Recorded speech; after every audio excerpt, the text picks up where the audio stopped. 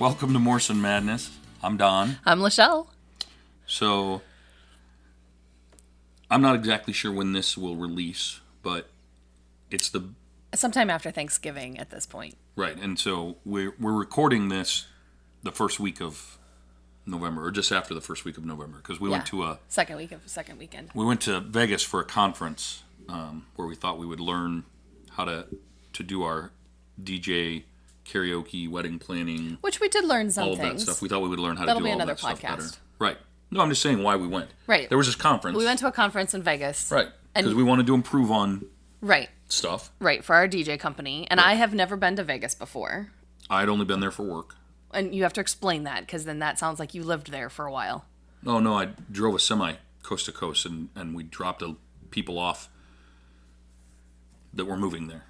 Okay. So I didn't go to any casinos or anything. You drove through, you unloaded. We went to a residential area, unloaded these people into their house. Right. So you drove through Las Vegas. You never really I stayed. We spent the night. Okay, but you didn't go and see the town. You never went to the Strip or downtown or anything that way. So you'd never really seen or done Vegas in that way. You just drove through. Right. So we decided, we had a lot of fun, just to premise this before we kind of get into what we're going to get into. We did have a lot of fun. We enjoyed it. We had a lot of fun trying to make up this top 10 list. Yes, and we will have another podcast coming that talks more about what all we saw and did and how much we enjoyed it. But there were certain things that as we were going through, we were like, why and what? And so we created a top 10 list of kind of middle-class Iowa perspective of Las Vegas. I'm not sure what you're writing, but sure. I don't remember her name. Oh, I thought that'd be on the next one, but okay. But that does remind me, we need to do a shout out. Shout out to Victoria. First, she knew when we got married, and she said she thinks an additional 4 of dating, but she could be wrong. So she got the closest on Instagram.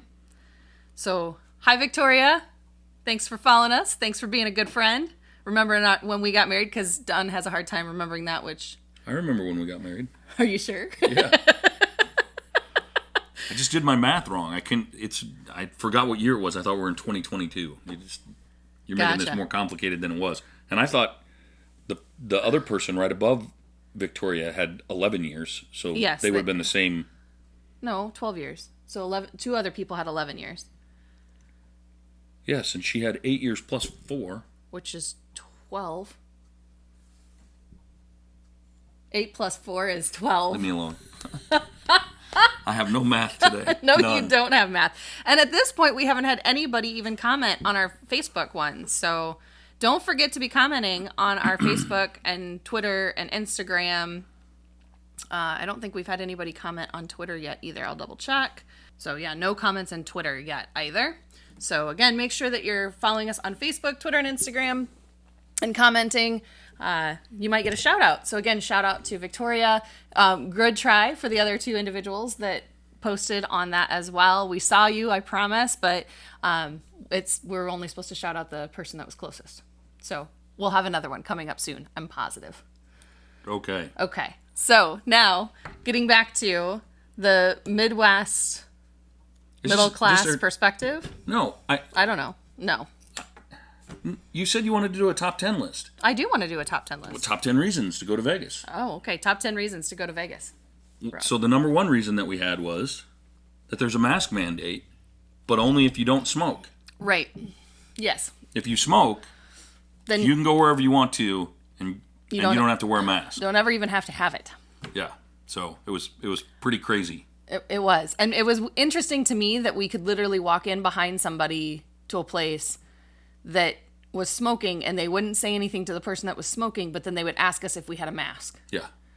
And that was the part that I was like, are you kidding me? Because really, like, they're not wearing a mask. They don't even have one out, but that's okay because there were a few people that had them like down underneath their chin, and they're sitting there playing slots and smoking a cigarette, but but most of them didn't even have one out to where you could see that they had one. If you're a reformed smoker, I don't suggest going to Vegas. No, there was so much you can't get away from it. Yeah, it was crazy. Yeah. In any place that there's gambling, there's smoking. And gambling is everywhere because it's legal in the state, right? Well, there were a few restaurants that were non-smoking. That's true. There were. Yes. So, and there's one casino that we didn't find out until like our last day there that's non-smoking. Right. And I don't remember which one it was, but... But neither one of us are big gamblers, so we weren't big on trying to get to... but you have to go through all of the casinos to get to some of the restaurants, to get to the shows. Right. So... Yep. Especially down on the Strip. Yes. Yes. So, our second one is you have a great opportunity for socioeconomic diversity. For experiencing it firsthand. For experiencing it firsthand in Vegas, especially if you decide to try and walk between 2 points outside of the downtown or the Strip. Like, if we took the monorail as far north as the monorail would take us and then thought, oh, it's only, like, it said 1.5 miles to 2 miles to get to downtown.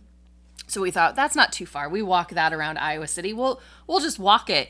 And we decided to walk to downtown. Well, and that, I mean, it should only take, when we go on our walks during the morning, we walk 1 mile and it's only about 20 minutes. Right, we'll get to that. But in any case, on the way. Yes, every other block, like you'd have a block of nice stuff, like we went past, a bunch of the wedding Yeah, the wedding things, chapels and... The white church, the wedding church, or the wedding chapel. Little white chapel. Some other famous one, too. Yeah. And there were weddings going on at them. And and they were beautiful. The people in the weddings, the decorations, everything. It was amazing. It was absolutely beautiful. And then the very next block that we're walking or sometimes along, the building right next to it. There was 2 guys shooting up heroin sitting on the curb. Yes. Yes, it was definitely a mix. Yes, it was very interesting. In that. So you get a lot of diversity. The next one? Number 3 on our list. Sure. So nobody told us this, and that's the other thing. We asked tons of people about going to Vegas. We need more feedback from our listeners, evidently. And they were like, oh, don't do the buffets. They're really expensive, and it's just not worth it. You know, you just go to any of the restaurants. All the restaurants are great. Yep. Here's the thing nobody told us.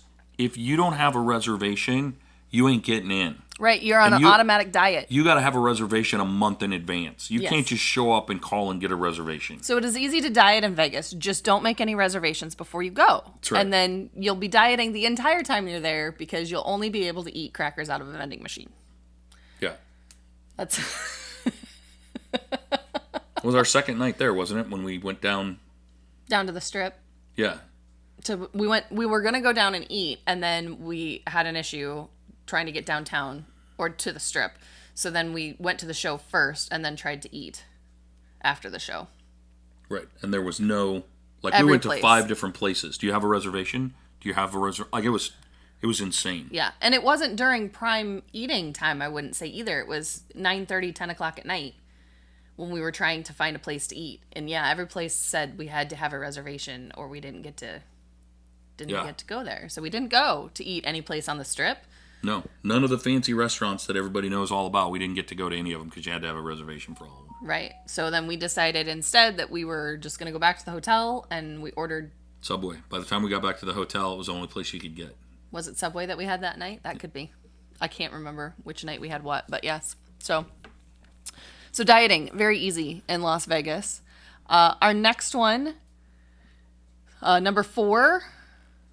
You go ahead with this one, because this one was one of your favorites. I thought this was funny, but I also kind of understood it. Well, I think it's funny, too. I just don't understand it. So coming from the Midwest, this to me was the most absurd thing I had ever seen. So everybody kept telling us... And we would ask people while we were there, like locals, people that were working and things that way, where's the best place? Like, where's a local place to get food? Some place that locals would want to go eat that...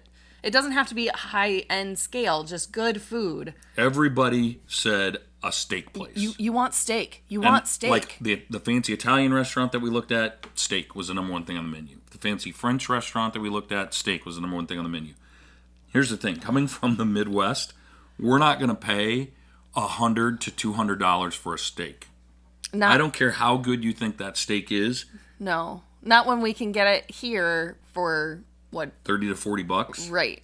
There's just, I mean, it was just insane. And that didn't include any sides or anything with it. No, and even when we tried to explain to people, when they would say, oh, you want to eat at the steak place, we're like, yeah, no, we really don't want we don't steak. Want no steak or bacon, thanks. And they were like, no, that's the best food. And we're like, okay, what's the second best then? Because, again, from Iowa, we can get steak really easily, and it's good steak, and it's a third of the cost or a quarter of the cost of what we're seeing at the restaurants here, and we're just not interested in having a steak in Vegas. Yeah, it was crazy. I couldn't believe it. There was one place had like a 36 ounce porterhouse for $180. Yeah. I'm just like, what yeah. is... Not something that we wanted. Our number 5 is that you walking through Vegas, again, this was primarily on our walk from the monorail to downtown, which if you have been familiar with Vegas and you can kind of look at that on a map, you'll understand why this is coming up more than once. But you get to experience the Nevada nature right in downtown Las Vegas. Desert, rock, sand. Absolutely. Because there's no sidewalks. More than half of our walk, the sidewalk was ripped up, gone, not there. There had been a sidewalk potentially, or they were thinking about putting one in. There was a lot of construction. The whole week we were there, we never saw anybody working on any of it. Not until the middle of the night. Then we did see people working. Yeah, like a block from our hotel. They were working on something. But in the middle, like midnight is when... But then we also kind of said, well, that makes sense. Because again, they're out in the desert. And so I'm sure it's pretty hot during the day. So maybe the road construction crews work at night. It wasn't that hot this time of year. But not during this time of year. But maybe they just stay on a third shift rotation. Like, that's just what they do. I don't know.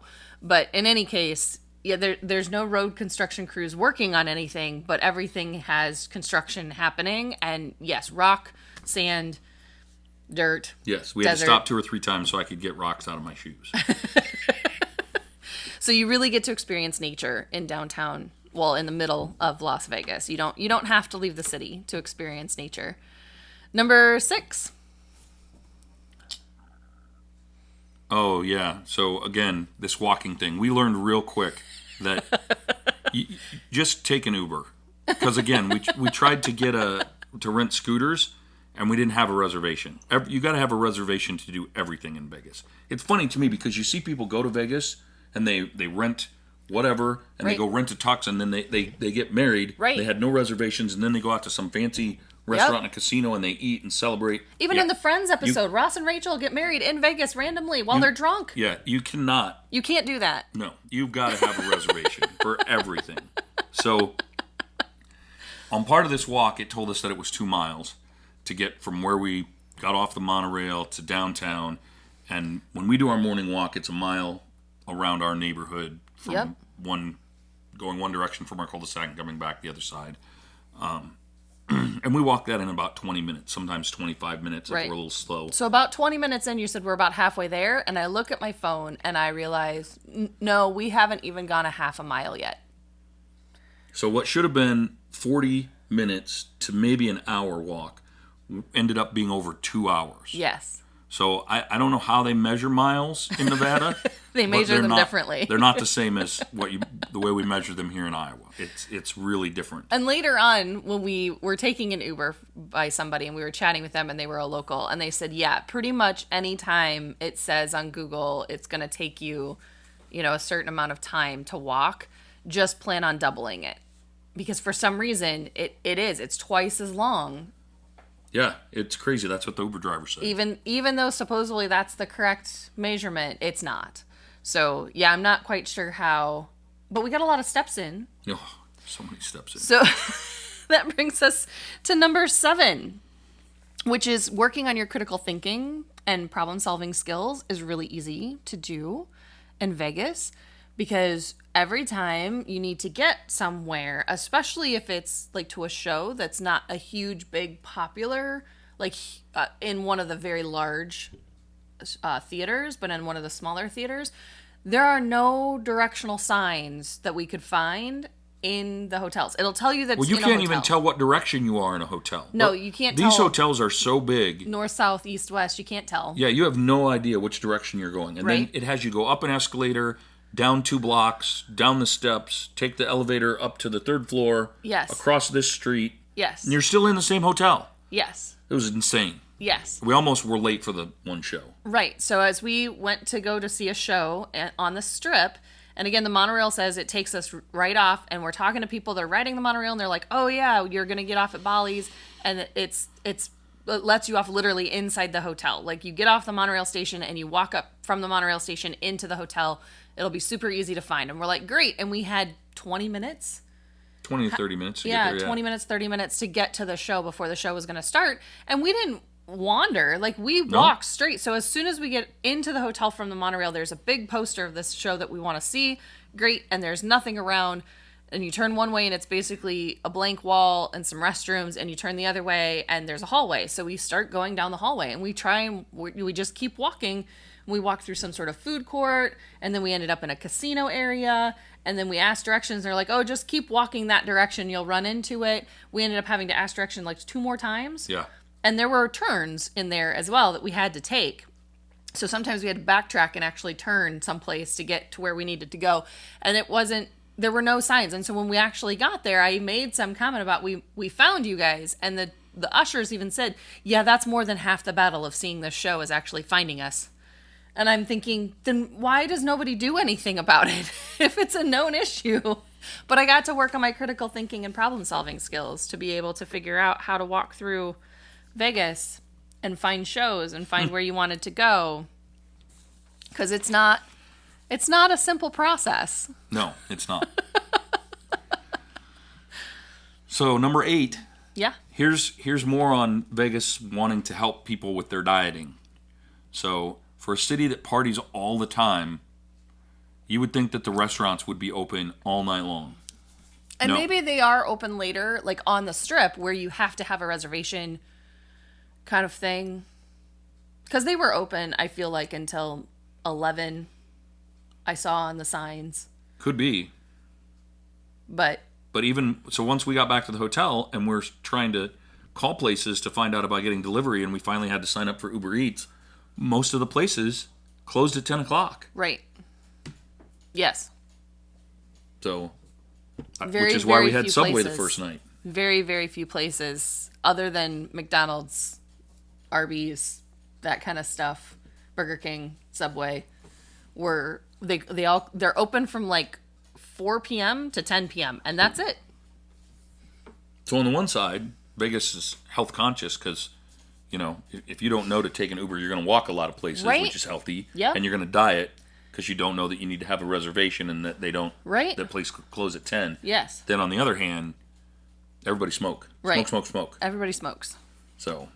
That helps with not being able to eat, though, right? I've heard that. I've never smoked myself, but I've heard that smoking can reduce appetite, so then it helps so you're not hungry.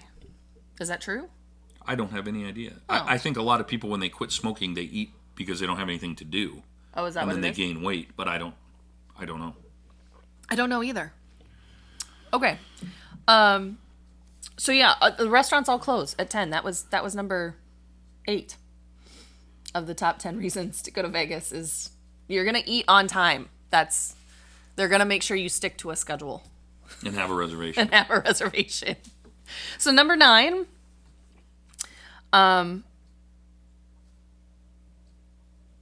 so we're in Iowa City, which is not huge by any means, but it has a lot of traffic, and it's a college town.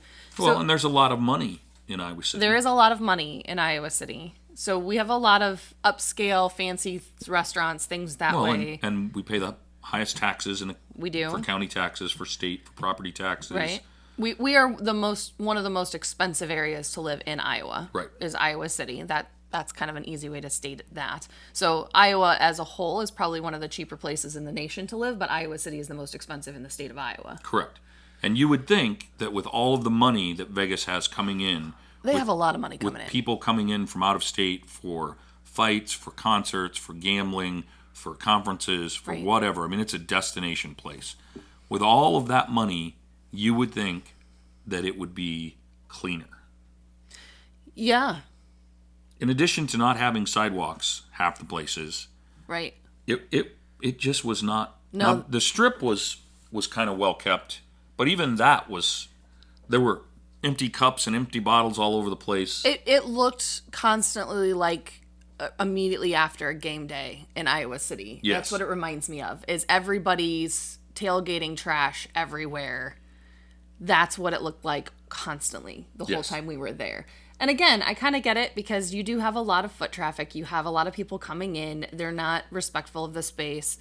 But you know that that's what's drawing. Like, I didn't see people cleaning it up. Like, I never saw people going around and picking stuff up and cleaning it as it was going. So... You mean there? Yeah. Yeah, no, other than that one time when somebody spilled a drink or whatever by that street performer. Right. Then within 10 minutes, somebody was there and mopped it up. Right. But the empty cups and cigarette I don't think boxes he and picked up the wrappers empty cup. He just mopped up the spill so that it wasn't slick or sticky or what have you. And I think the only reason that even got cleaned up was because she reported that it happened. Right. The street performer reported it, so it didn't get on her stuff because she has stuff sitting on the ground next to her. And so then she reported that to get it cleaned up. But he didn't pick up the cup that got spilled or dropped there. Right. He just left that. So, yeah, I didn't see people cleaning up where in Iowa City, again, we know it's only going to be for that afternoon. And so it might wait until that evening before they clean it up. But I feel like even sometimes during the day, like we have cleaning crews going through and cleaning stuff up in the ped malls and the sidewalks and stuff around Iowa City, which I expected to see in Vegas and I didn't. So that's interesting to me. Interesting to me too. So that was number 9. So then is this number 10? Sure.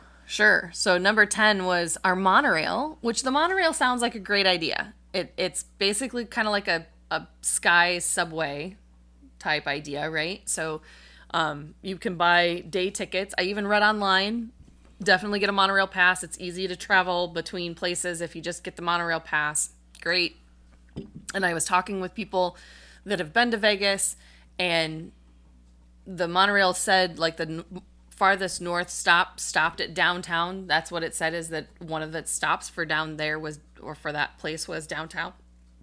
That's not true at all.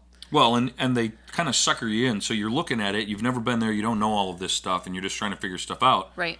Well, it's way cheaper if you're there for a week to get the 7-day pass than it is to get a monorail pass for every day. Right. So we went ahead and got the 7-day pass. Like a one-way ride. And then I think we only rode it thing 4 times, 5 times. Which I think we got our money's worth then, because if you rode it one time, it was like $8 or something like that. And if you got a day pass, it was like $12. Well, if you're riding it to someplace and riding it back, that's already 2 times. So you might as well get the day pass because you've paid for it for more than 2 one-ways kind of thing. And then each day it was a little bit cheaper. And so then I think the week pass ended up being $50-some or something along those lines. So if we rode I think it was 56. It could be 56. I would have rather taken that 56 a piece. Yes. I would have rather taken that 56 a piece and applied it towards an Uber. Yes. Yeah, for what we needed in the long run, what we figured out, it would have been better to use that towards an Uber and not do the monorail. So definitely do a little bit more research. I'm not sure how, because I usually am pretty good about researching this stuff, and I tried to figure all that out. If you're staying at a hotel that's right on the monorail. Right. I mean, the hotel that was at the other end of the convention center was, a half a block, where we were 5 blocks from the monorail. No, it was supposed to only be 2 city blocks. Well, it wasn't. That's not a city block. I don't know what to tell you. It said it was half a mile, but from our hotel to the monorail. But again, Vegas measures miles differently than what we do in Iowa. There aren't 2 blocks and a half a mile, I'll tell you that. So yeah, it was a little crazy. So an honorable mention, again, for being such a party show, concert town, city. Yeah. Being able to search out and find shows that you're interested in going to. Yep. There's not one good place to go. You really have to do a crap ton of research. You have to kind of search. We didn't know that the Stones were there until we got there. Well, until they had already performed. Somebody was coming from the concert, and they were like, that was a great Stones concert. And you're like, what do you mean the Stones are here? Yeah. The only concert that we saw was Gwen Stefani. That was available for tickets, yeah. Right. And then Sammy Hagar was there. Didn't know that he was there. I would have loved to have seen Sammy Hagar. Yep. So it's very strange. And we actually, again, took an Uber from a local driving, and he flat out said, yeah, my wife and I never know what's going on in Vegas. We hear about it from people that I pick up while I'm driving, and then I'm like, oh, I should probably get tickets to that.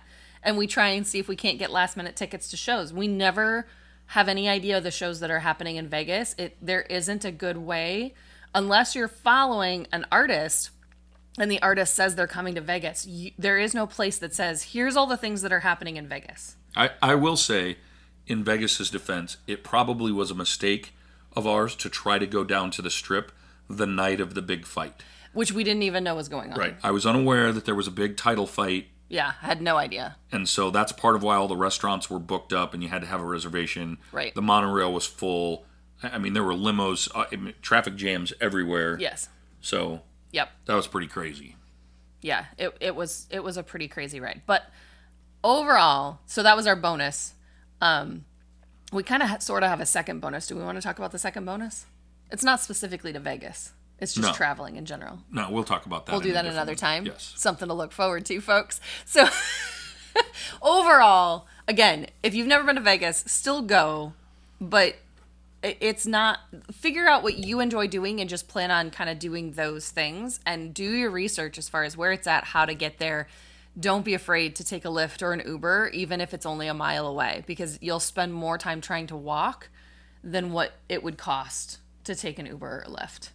Yeah, and everything costs more than what you think it's going to. Right. I mean, not that I didn't... I guess I knew that it would cost a little bit more. Right. I was surprised at how much more everything cost. I mean, a beer that I would pay $4 or $5 for here was $8 to $10. That shocked me.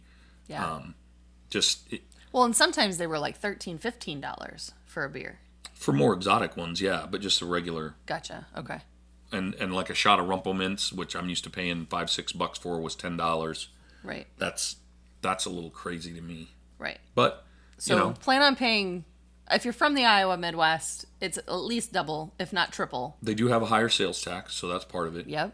I think it's like 2 cents more than what we have here. Yep. And the shows that we went to, I really enjoyed them. Yes.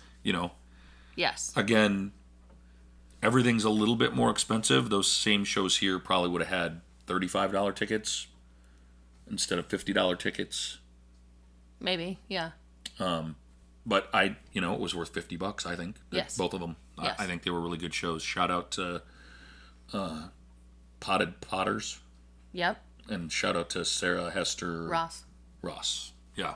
Both worth every penny. Absolutely. Great shows. Potted Potters. And again, I think we're going to have another podcast because we're starting to run short on time. So we'll have another podcast where we'll talk about that kind of stuff, of what we did see and what we really enjoyed about Vegas. This is kind of our spoof on it. Yes. But we did have a good time, but these are the things to kind of keep an eye out for when you're thinking about traveling to Vegas. Absolutely. All right. We will see you next time. We hope you had a great time. Thanks for joining us. Take care.